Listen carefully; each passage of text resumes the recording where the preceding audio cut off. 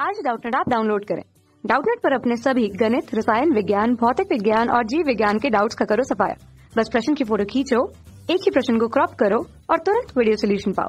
अभी डाउनलोड करें। प्रश्न है कि जिसकी प्रति न्यूक्लियन बंधन औसत बंधन ऊर्जा अधिकतम है वो नाभिक है। हीलियम, ऑक्सीजन, फ्लोरीन या फिर यूरेनियम।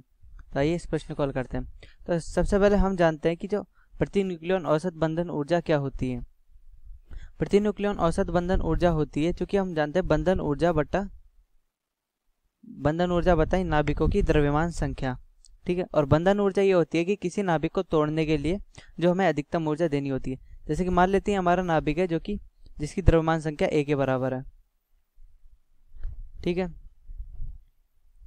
तो इस नाभिक को हमें कुछ ऊर्जा देनी पड़ेगी E करके। ठीक है, जिससे क्या होगा कि इसके अंदर जितने भी प्रोटॉन है, ठीक है, हम जानते हैं कि एक नाभिक के अंदर कितने प्रोटॉन होते हैं, Z प्रोटॉन्स होते हैं, क्योंकि Z क्या है, परमाणु संख्या, और A - Z न्यूट्रॉन होते हैं। ठीक है, A - Z क्या होते हैं, न्यूट्रॉन्स होते हैं। तो इन सबको अलग करने के लिए जितनी ऊर्जा हमें देनी पड़ती है वो E बराबर हमारी क्या होती है, वो E होती है हमारी बंधन ऊर्जा।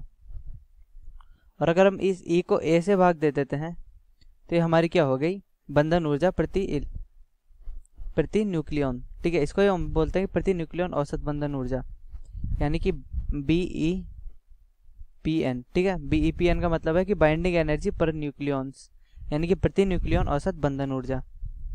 ठीक है, अब हम इन चारों की औसत बंधन ऊर्जाओं की बात करते हैं कि इनकी औसत बंधन ऊर्जा क्या होती है। तो उसके लिए हमें बंधन ऊर्जा का वक्र देखना पड़ेगा। ठीक है, ये क्या है, हमारा प्रति न्यूक्लियन औसत बंधन ऊर्जा का वक्र। ठीक है, तो इस वक्र में से हम पता लगाते हैं कि किसकी बंधन ऊर्जा क्या है। ठीक है, ये वक्र वही है जो कि हमने बात करी थी, प्रति न्यूक्लियन बंधन ऊर्जा। अब अगर हम यहाँ से हीलियम देखें तो हीलियम की बंधन ऊर्जा होती है लगभग 7 मेगा इलेक्ट्रॉन वोल्ट के बराबर।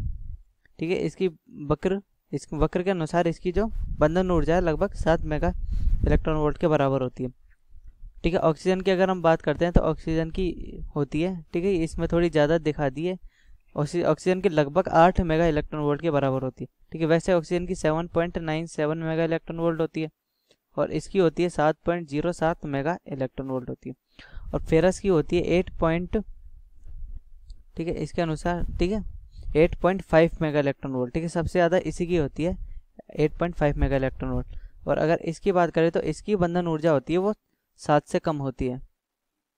और चूंकि इसकी बंधन ऊर्जा 7 से कम होती है इसलिए इसको विखंडित करना आसान होता है।